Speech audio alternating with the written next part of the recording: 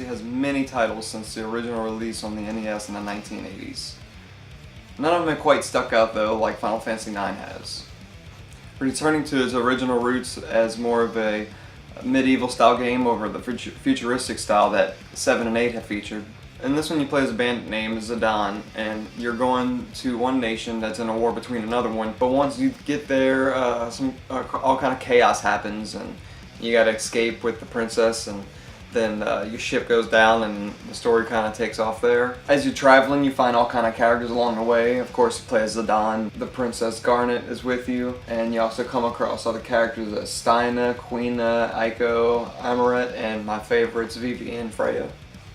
There's all kind of twists and turns that happen in this game, but everything about it is beautiful. The music is amazing. I really like the art style and the graphic style they went with it, and it's just a traditional JRPG. You know, you wander around, you get into random battles in a straight turn based. You have teams of 4. This one was a bit different than the other Final Fantasies, even though it was heavily inspired by the original Final Fantasy. They introduced some new features like active time events, which were like little cutscenes that would pop up every now and then as you're playing the game, so you can kind of see what was going on with other people in the party. They added Magnet to the game, to where the Mughals had their own little mailing service. So, you know, you'd find a piece of mail from one of them, he'd want you to bring it to another one. So as you did that, you get special items like that. In the skill system, through the weapons and items and stuff like that, I thought that was really cool. You know, you can just have something equipped long enough in order to gain the ability, and then you have it permanently, so you can just like swap out your weapons or gear just to,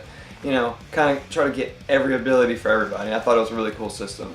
I have a lot of fun just grinding away at trying to get everything unlocked. And then something funny about Final Fantasy IX, I know in one of the older videos I mentioned that a buddy of mine, I let borrow the game and I never got back, so I had to buy another copy of it. Well, I ended up buying a bunch of amiibos from him, and whenever I met up with him to buy him, he ended up having my copy of Final Fantasy IX. So I actually have my original copy, which is pretty awesome.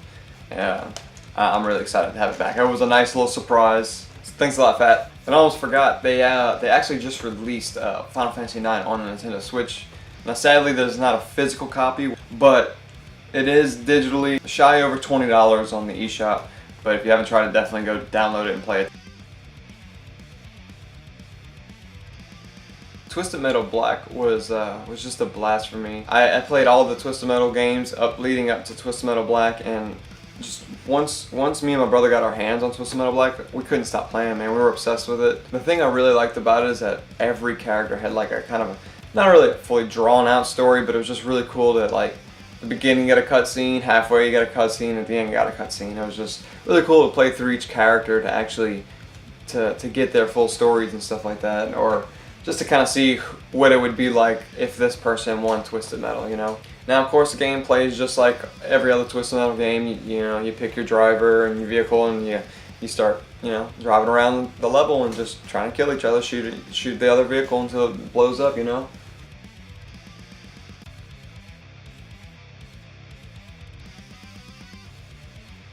Man, when Metroid Prime came out, I just remember losing my mind because I was so obsessed with Super Metroid. When I got my GameCube and saw that a full 3D Metroid game was coming out, and the fact that it was going to be a first person, that really threw me off. The only game I really played that was first person back then that I really can remember that much was GoldenEye on the 64, you know. So I thought it would be a little weird, but at the same time I thought it was going to be really awesome because it's kind of like it made you feel like you were in the suit, you were in control of it, you know. And I remember the game coming out in November, and it was close to my birthday, and I was just begging for this game, and they kept telling me, no, just wait till Christmas, you might get it for Christmas. And I was so upset that I wasn't going to get it. Well, my birthday came around, and I ended up getting this birthday gift, and man, I played the living hell out of that game. I could not stop playing. I just played it and played it and played it. I beat it over and over again. I just kept replaying it. I loved it so much. But yeah, to me it was definitely one of the biggest games to come out on a GameCube, and still to this day it just holds up, and it's got great memories to me. Like, I can still take the game now, pop it into the GameCube and play it, and the graphics still, to me, are still pretty damn good. Now, if Nintendo would only release this trilogy for the Switch, then I wouldn't have to use it on the GameCube or the Wii anymore. That would be really nice. Come on, Nintendo. We already know it's there, just give it to us. In 2003, it got a little different. The game I picked is a slight sports game, Tony Hawk's Underground. I had a lot of fun with this game. I've never been big into any kind of sports games or really any other skateboarding games. Pro skater games were okay. I played a Matt Hoffman's game back on the PlayStation. It was alright, but dude, Tony Hawk's Underground just stuck out to me. The fact that you can get off your board, just kind of wander around all the different levels and stuff, and the levels were pretty big too for back then. But the fact that they just made it feel more of like an adventure game, and the fact that you kind of do what you want when you want it, and you kind of approach the game however you please. And I just thought that was a really cool concept. I mean, they kind of lost it later on with Tony Hawk's Underground 2 and American Wasteland and so on and so forth.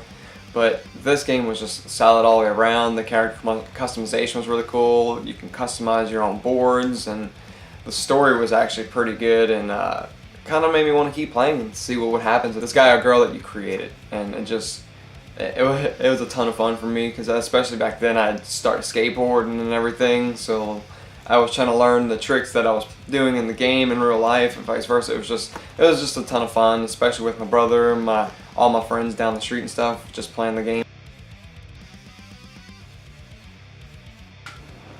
In 2004, that was easy. Fable took over my life. When I got my hands on that game on the Xbox, I thought that was like the greatest game I ever played.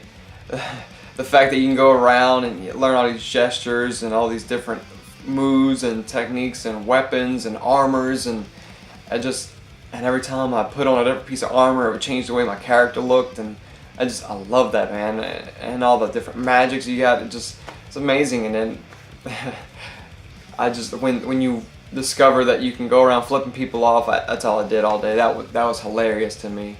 But the game's a lot of fun. You play as this character that his whole family gets destroyed, his village is destroyed, and this guild appears before him, this, like, I guess a mage guild almost, and they take him in as a young boy and raise him up until he's an adult, and they release him out on his own. And you're supposed to do all these little missions and help people out, but it gives you the option to be good or evil, and that actually changes the way people look at you, the way things happen in the game. Some things are available to you, some things aren't. And then you'll actually, if you get really good, you'll start to have like a halo above your head. Your eyes will glow golden or a white color, and people will start to like you more. And if you're bad and do a lot of evil stuff, then you'll literally start to grow horns. Your eyes will turn red. You'll start to have like this red smoke coming from underneath you. But the story was pretty good. It's got some twists and turns in it, and that arena, man, like I can replay that arena part in the game over and over and over again. But yeah, Fable had me hard for that whole year. I did not stop playing it. I tried to replay it recently on the Game Pass on Xbox One. Something with it just doesn't hold up to me. I can't. The graphics, it hurts my eyes or whatever. But I really do miss playing the game. It was a lot of fun. And if you haven't tried Fable, you should definitely pick it up. Make sure you play the more up-to-date version. It has a lot more missions and weapons and armors and all kind of stuff to do. For 2005, I was obsessed with this game. I always liked the Resident Evil series, but once I saw this one, man, it just took it a whole new direction. And the fact that they changed it from the fixed camera angles and things like that to a more over-the-shoulder and more controllable camera, it made it a lot more enjoyable. I'm kind of glad that that's how they redid Resident Evil 2, but this game just brought a whole new life to Resident Evil.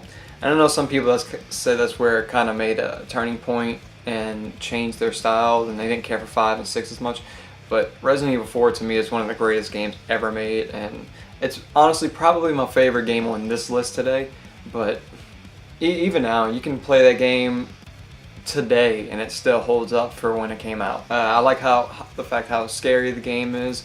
I mean, it's not as scary as some of the older ones, but it definitely has some of its creepy factors to it. And I really like the fact that they have a New Game Plus. Pretty much any game that has New Game Plus and lets you carry over all your progression and like your weapons and ammo and whatever. I really like when games do that. But yeah, Resident Evil 4 You play as Leon, the same character as you play as in Resident Evil 2. This time he is in Europe, researching or trying to find the Lost Plagas, and the game just has a couple little twist turns, nothing too big, too drastic, but they got some reoccurring characters in there that are pretty cool to see, and the story itself is pretty solid. I enjoyed it. It kept me wanting to keep playing and see what was going to happen at the end, how it was going to end and all that, you know. But it was definitely one of my favorite Resident Evils. Not the best, but it is up there. The Elder Scrolls 4 Oblivion is going to be my pick for 2006, mainly because I remember going over to my buddy Cody's house, and he had an Xbox 360, and at the time not many people had them. They had just come out, so I was really interested to check it out, and he had this game that he had borrowed from his neighbor, and it was Oblivion, and I was just blown away about how it looked, and it was definitely my style of game. I loved all that knights and armors and magic and all that kind of stuff, and it drew me in, and I watched him play it for about 30 minutes, and I just couldn't handle it no more. I had to play it, and I sat there and played it for 2 hours straight without even taking a break, and I fell in love. And I was really upset because that same day I actually went over there. He already had the game for like 2 weeks, so his neighbor asked for it back, and man, I was devastated. I didn't actually get to play again for a whole nother year, but the game is absolutely amazing, and if you haven't played it, you really need to pick it up, especially if you like RPGs and open world games. There's a lot of things to do, and they're so much fun. I'm not going to say too much about Guitar Hero 3. I mean, I think everybody knows what the Guitar Hero games are. It's just when the second one came out, or toward the end of the second one's life, is when I got into it, and I just thought it was crazy. I didn't know like how addictive or how fun it was. I mean, I actually play guitar and bass guitar, so I just kind of thought it was a little dumb to, like, you know, if you are going to play a guitar or an instrument, pick up a real instrument. But at the same time, I love video games, and when I finally gave it a try, it was just a blast, man. I had so much fun, and not every song on there is good, but they do have a nice playlist, especially on Guitar Hero 3. It had a lot of fun songs to play on there. I'm pretty sure that's the one that had Death Clock Thunder Horse. Yeah, that was a pretty awesome song to play. But yeah, Guitar Hero 3, I mean, and we just played it ridiculously, and it kind of took our lives over for a while, especially with, you know, World Tour after that, and I mean, we played Metallica for hours and hours and hours and hours. But yeah, Guitar Hero 3 is 2007. Fallout 3 is easily the game of 2008. I was obsessed with this one, actually more so than Oblivion. It just, everything about the game just caught me. It's just like, I like how gritty and dark it is, and also at the same time I like the comedy and humor that they have in it. The whole post-apocalyptic thing was really cool back then. I know it's a little overdone nowadays, but back then it was a breath of fresh air, and it was, I don't know, it was just nice that you can go pretty much anywhere you want, do whatever you want, however you want, whenever you want it. And it was a blast, dude. Like, even now, I still play it, but I mean, I know a lot of people are going to lose their minds when I say this, but Fallout 4 is a lot more fun to me. But yeah, Fallout 3 was a masterpiece to me, and I still think that to this day. And the final game on this list is going to be Final Fantasy Dissidia. When I got this game on the PSP, I lost my mind, man. Like, fighting games plus Final Fantasy characters, I fell in love with it instantly. And I put in, I want to say about 500 hours into it when I had it for PSP. And you know, I had a bunch of my friends that I convinced to get PSPs, and just to get this game, and we just constantly played and constantly leveled up our characters to get more new weapons and all the armors and everything. It was a blast, man. Like, the fact that I can sit down with my friend and just connect our little cables and then have a real-time battle was really cool.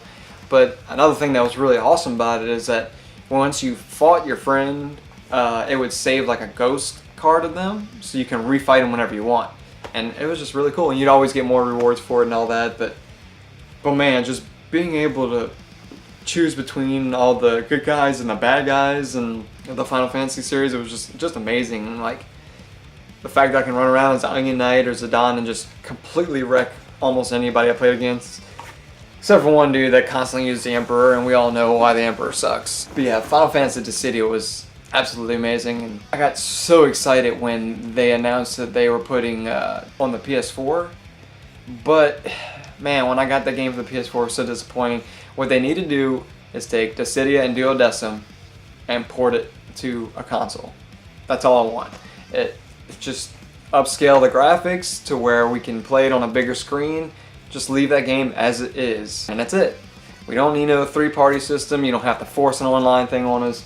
Just give me Final Fantasy Dissidia Duodecim on the console. I love that game so much. I would definitely play it again. I know it's been 10 years since it came out, but I will for sure rebuy that game. And that's going to be it for this list. The next one, I'm not exactly sure when I'm going to put it out. It'll probably be sometime next week or the week after. I've actually got a couple videos lined up for this week. I've got about 4 or 5 of them in production at the moment. Why don't y'all let me know what y'all's game of the years were down in the comments below, and let me know what y'all thought about my list. Let me know if y'all actually agree with some of the games that I've picked. Let me know why you wouldn't pick them, or why would you pick them. Let's go ahead and get a conversation started down in the comments below. And as always, I appreciate all the support. Until next time, Sir Spuot out.